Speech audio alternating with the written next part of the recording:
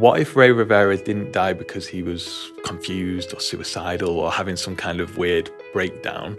What if he died because he knew something, he found something out that he shouldn't have? Because here's what we know. Rey gets a phone call and then suddenly rushes out the house. Later, we find out that that phone call was from the switchboard of his workplace. And this is a company tied to Porter Stansberry. This is a man who Rey had been a longtime friend with. And later, Rey's body is found in the Belvedere hotel under this hole in the roof. And the police are really pushing a suicide theory. However, the medical examiner ruled that the cause of death was undetermined. And so we've got all these weird links coming together. And then on top of that, hanging over this whole case is the fact that Porter Stansberry and his company had already been in quite serious legal trouble with the SEC for fraudulent financial claims. And so was this a tragic accident, a suicide, or did Rey Rivera get murdered because he knew too much? Was this a cover-up? Murder, cults, kidnapping. Where the trail goes cold, we keep digging. This is Dead Ends. When we talk about Rey Rivera, people usually start with the roof, naturally, because there's this hole in it where the body's found under. There's the fact that actually it looks way too far away from the roof of the building where his body is found for him to be able to have jumped or be thrown that far. There's the fact that his phone and his glasses are found nearby his body, not broken. Even if it was a suicide from a fall that high, these things weren't broken. And then there's a strange note, really like cryptic and sort of linked to all these weird secret organizations. And that's found behind his computer after his death. So we have all these bizarre facts that make this case just kind of like gripping and just undetermined as to what actually happened. But when we're looking at Porter Stansberry, we have to start before that. Because actually Rey's connection to Porter does go right back to before he even moved to Baltimore. So Rey was living in California with his wife, Allison, and together they moved to Baltimore. And a big part of that move came through Rey's friendship with Porter Stansberry. So Porter's encouraging him to come and work for Porter's company. And so that's what they do. Rey ends up moving to Baltimore and working with Porter. And he's doing writing and video work. And so I think that in itself is important just to keep in mind, because Rey wasn't some like major financial mogul, some executive who's buried in all these company books and all this like mischief. He was not the obvious person you'd expect to uncover some corporate cover-up, some corporate corruption. So if this theory is true, it's not because Rey is some mastermind to this plot. It's just because he is close enough to the people who would be involved to find these things out, to see the atmosphere around this company, to hear things, to notice something and put these pieces together to work out what's going on. And that is really, I guess, the theory in its simplest form. Not that Rey was this mastermind, not that he was going to be some huge public whistleblower. Maybe he was. Not that he is this central figure to a plot, just that he is close enough to be able to have seen these issues, these perhaps corruption happening within these workplaces, and to have been a problem. And so the reason people take this theory seriously at all is because actually Porter's business already had all this legal baggage around it. So in 2003, the SEC filed a complaint against Agora and against Porter and his company. And the allegation was that they sold false inside information to investors. So according to the SEC, Stansberry promoted a stock tip by claiming he had information that a company was about to land a major government deal and that investors could make big money from it. The SEC said the information was false. Around 1,000 subscribers reportedly bought the report, bringing in roughly $1 million. Later, court action led to injunctions, disallogements, and financial penalties. So basically, he has told all these investors, this is going to happen. You can make big money. They've invested with him. He's made a lot of money, but actually, he's been lying. So the SEC have just found out that basically Porter Stansberry is a massive liar. That doesn't prove anything about Rey Rivera's death, but it does explain why actually this theory is important and why people actually take note of this theory, why people actually explore this theory, and why they believe that this could be a genuine reason for Rey Rivera's death. Because now it isn't just Rey worked for his friend. It's actually Rey worked around people who had a documented history of lying, committing fraud, and having actually just no morality around the way they work. They were very willing to do all this financial misconduct. And it doesn't make them killers, obviously, but it does change the context and it gives a motive. Money is a massive motive, obviously, especially when we're talking about whole massive companies which have investors and which are making millions of dollars. So this theory isn't just built out of thin air. There is a background of deception, of money, of legal trouble. And then when we do move on to the death, you get the phone call that led Rey away from his home on the last night that he was seen. And this is one of the most important details. So on the night that Rey vanished, he gets this call at home and rushes out straight away, just straight out the house. And so the phone call came from the switchboard of Agora, the parent company of Stansberry and Associates, Porter Stansberry's company. And so the exact caller isn't identified, but we do know that the call came through this company's switchboard. And that is the thing that made Rey Rivera rush out of his house so fast.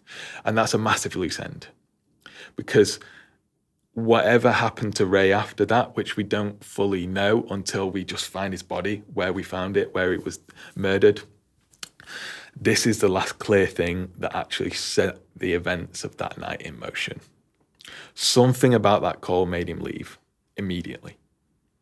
It wasn't, a slow evening, just ambling about, maybe I'll go and do this. He got a call and he went.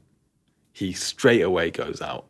And I think this is why people get stuck on this Porter Stansberry theory and actually what might have happened, what might have Rey uncovered. Because if Rey was lured somewhere, pressured into a meeting, drawn into something, maybe they try and get him on board with whatever they're doing, that could be the call that got him there.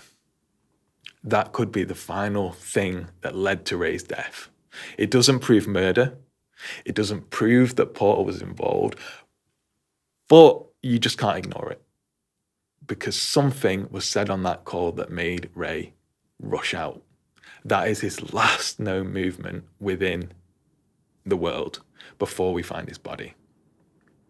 And so it gets deeper, it gets a little darker, because after Rey died, one of the reasons that all this suspicion comes around Porter is that straight away, Porter is issuing statements to his company not to speak to reporters, not to speak to the press, don't talk to anyone. It's a complete shutdown of communications within that company. Before they had any information, it was just, he's dead, don't speak to them. And obviously Porter denied imposing this sort of gag order. But the overall picture is of this sort of defensive posture that the company's taking. Why would they take that if they're innocent? Surely you're his friend. You want to find out what happened to him. You want to solve what has happened to him. Or if you believe what the police are saying, that it's a suicide, why worry? This, I think, is one of the biggest reasons that this theory stays alive. It's just bizarre. If one of your friends dies, are you then going to shut down completely if you are innocent, if you are not behind this? And so it just gets kind of dangerous here, I guess, because what is the reason for that? It could be lawyers getting involved and just making them do that. There could be a million reasons, and we speculate that Porter is this mastermind, but within a massive company with all these investors, with all this money, there's more to it than that. So actually, it's dangerous to speculate completely that this could be Porter, but it does look very dodgy. Like, even if it was the legal team, why are they so worried that they are going to shut down everyone from the investigation and not speak to police? Surely they'd want it solving, but it seems that someone in that company wanted silence. Was that Porter? Why? Who did that? And so we have the suicide explanation, which is being pushed, but again, the medical examiner didn't rule it a suicide. They ruled it as undetermined, and based on all those different bits of evidence, and we go into that in the full episode, but they were unable to determine that it was a suicide. And, you look at the case, you look at actually all these different pieces of evidence, the distance that he would have had to fall. It was like 14 meters he would have had to jump to get to where he fell. And even if he was pushed, how could someone push him that far? It would take a lot of strength to do that, especially given the distance they had on the roof. So something is going on here. And that, again, is why this theory stands up, because it was so strange the way that Rey died, because he has got this phone call from the company switchboard that has led him out the house and led to whatever's happened to him. And then they've had this gag order within the company of no one to speak to reporters, no one to cooperate with the police. And that's kind of the overall shape of the case. And that's the reason why actually Porter Stansberry and this company are suspected. And there's no evidence linking Porter Stansberry to the case. There's no, named caller from the call he got before he ran out the house. There's no witnesses. There's no confession. Obviously, we have the gag order. It's hard to get information from people. There's no paper trail. There's no proof that Rey had discovered this corporate crime before his death. But it is suspicious. It deserves attention, especially in a company which has a history of deceit, of financial corruption, especially within these industries which promote that, which actually money is central to what they do. And actually getting success for that company is a lot of stress and pressure, which will drive these people to do different things. And so we can't say it's proven, but we can look at all these different pieces of the puzzle and say, actually, this does make sense. And the last thing that kind of supports this theory is actually Rey's mindset before his death. Because Rey had become increasingly worried within his life. His family report him being just more focused on this idea that there might be some incidents at the house. We'd had alarm incidents that they'd gone off.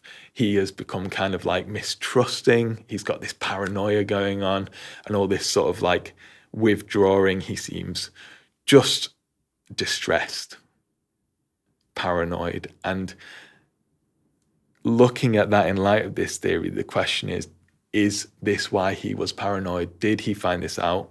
Was he conflicted about what to do? Was he worried people would find out what he knew? And we don't know again, but this is why this is why this theory just doesn't go away. Because actually, the facts we know there was a real connection and a real friendship. So Rey could have had access to finding out information, to finding out these things that they're doing, to finding out what's going on. And perhaps this was the only way that company had of keeping him quiet, of keeping themselves out of further trouble with the SEC, further issues, further losing of money. which again is one of the strongest motives. And so obviously it still needs proof, but there is that real question of, did Rey Rivera find out something he shouldn't have known, or they didn't want him to know? Let us know in the comments what you think. Is that call from the Agora switchboard, is that the key bit? Is that the most important detail? Was that the thing that led to his death, or is that just a coincidence? Does Porter Stansberry and his history of this financial corruption make him look like actually he is the strongest suspect? What do you think? Do you think Rey Rivera was the victim of a corporate cover-up, or was he just in the wrong place at the wrong time? Was this suicide? What do you think? Let us know in the comments. We'd love to hear your thoughts. And if you've got this far in the video, please hit the like and subscribe. We would really love that, and we'd love to connect with you in more videos. We talk about stuff like this all the time: murder, kidnapping, cults, all the juicy stuff. And until then, until the next video, have a great week, and we'll see you at the next dead end. Goodbye.